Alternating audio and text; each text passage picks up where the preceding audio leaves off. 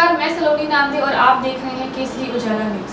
शरद पवार की राष्ट्रवादी कांग्रेस पार्टी के वरिष्ठ नेता अनिल देशमुख ने कहा कि जनता को ये पसंद नहीं आया है कि बीजेपी और देवेंद्र फडणवीस ने पार्टी विस्फोट की गंदी राजनीति की है, इसलिए लोकसभा में उनकी हार हुई। उन्होंने ये भी कहा कि जब तक देवेंद्र फडणवीस उप मुख्यमंत्री है तब तक उनकी पार्टी को राजनीतिक फायदा है। उन्होंने पुलिस भर्ती, नाना पटोले, ओबीसी आरक्षण और बावनकुळे पर क्या कहा, आइए जानते हैं। शिवसेनाकडून एकनाथ शिंदेच्या नेतृत्वामध्ये त्यांना मुख्यमंत्रीपद केलं। त्याचबरोबर शिवसेना फोडल्यानंतर राष्ट्रवादी काँग्रेस फोडली त्यांनी। म्हणजे आता भारतीय जनता पार्टी, एकनाथ शिंदेची शिवसेना आणि अजित पवारांची राष्ट्रवादी काँग्रेस या एकत्रपणे ज्या निवडणुका लढल्या आणि ज्या पद्धतीनं भारतीय जनता पार्टीने फोडाफोडीचं राजकारण महाराष्ट्रात केलं, ज्या पद्धतीचं घाणेरडं राजकारण देवेंद्र फडणवीस यांनी महाराष्ट्रात केलं, हे काही महाराष्ट्रातील जनतेला आवडलं नाही। म्हणून मोठ्या प्रमाणात लोकसभेमध्ये त्यांचा पराजय झाला। आता हे तिन्ही एकत्र आहेत पक्ष आणि ज्या पद्धतीचं यांचं आता त्रांगडं चालू आहे, हा त्याच्यावर आरोप करतो, ते त्याच्यावर आरोप करतात।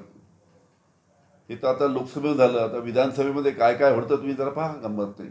ते तो आता त्यांचा अंतर्गत प्रश्न आहे, त्यांनी काय करायचं काय नाही तो त्यांचा अंतर्गत प्रश्न आहे।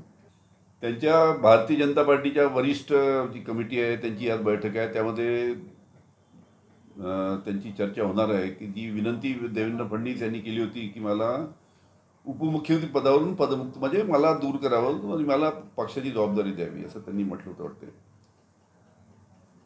मी तर त्यांचे जे वरिष्ठ मंडळी आहेत त्यांना मी विनंती करेल की यांना उपमुख्यमंत्रीपद राहू द्या देवेंद्र फडणवीसला। जेवढे दिवस ते उपमुख्यमंत्री राहतील महाराष्ट्राचे तेवढा राजकीय फायदा आम्हाला जास्त मिळणार।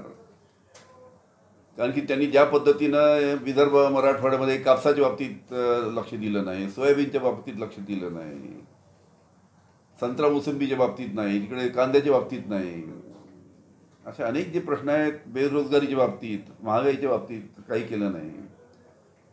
त्याच्यामुळे जेवढे दिवस देवेंद्र फडणवीस महाराष्ट्राचे उपमुख्यमंत्री म्हणून काम करतील तेवढा आम्हाला जास्तीत जास्त फायदा आहे। म्हणून त्यांच्या केंद्रीय जी समिती आहे त्यांना विनंती आहे की यांनाच महाराष्ट्राचं उपमुख्यमंत्री राहू द्यावं। असं आहे की आता ते जे पोलीस अधिकारी प्रमुख आहेत ते भरतीची प्रक्रिया आता 19 तारखेपासून चालू होते आहे। त्याच्यामुळे त्यांच्या स्तरावर ते योग्य तो निर्णय घेतील की कुठे जर त्यांना वाटलं की पावसामुळे अडचण होते तर त्यामध्ये बदल करतील। पण असं आहे की त्या तज्ज्ञ लोक आहेत सगळे, अनेकदा त्यांनी सर्व पोलीस यंत्रणेतील जे अधिकारी आहेत त्यांनी अनेकदा अशा पद्धतीच्या परीक्षा घेतल्या आहेत। त्याच्यामुळे ते व्यवस्थित कशा पद्धतीचं वातावरण आहे, आपण पुढे ढकलायला पाहिजे की नाही ढकलायला पाहिजे या बाबतीत परिस्थिती पाहून ती कमिटी निर्णय घेईल। पण लवकरात लवकर महाराष्ट्रामध्ये पोलीस भरती झाली पाहिजे।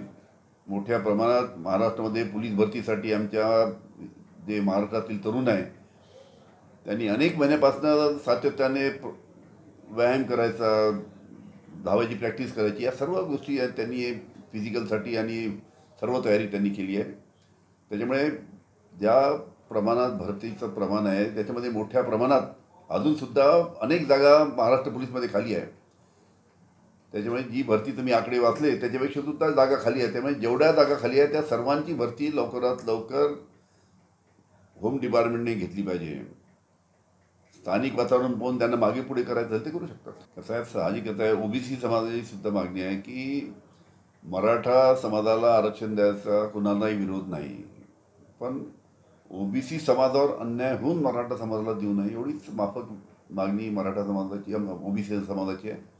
त्याच्यामुळे राज्य शासनाने व्यवस्थित समन्वय साधून कोणत्याही समाजावर अन्याय होणार नाही या पद्धतीनं राज्य शासनाने निर्णय घ्यावा। ठीक आहे ना, त्याच्यामध्ये ज्या काही न्याय्य मागण्या मराठा समाजाच्या आहेत त्या बाबतीत योग्य तो निर्णय सरकारने घेतला पाहिजे। पण ते करत असताना ओबीसी समाजावर सुद्धा कुठे अन्याय होणार नाही, त्यांच्या हक्काला कुठे बाधा पोचू नये या पद्धतीने त्यांनी निर्णय घ्यावा। ठीक आहे, तो त्यांचा पक्षाच्या माध्यमातून त्यांना आपला आता विधानसभेच्या निवडणूक पुढे आहेत त्या माध्यमातून लोकांसमोर जायचं तो त्यांचा वैयक्तिक प्रश्न आहे, त्यांचा पक्षाचा प्रश्न आहे तो।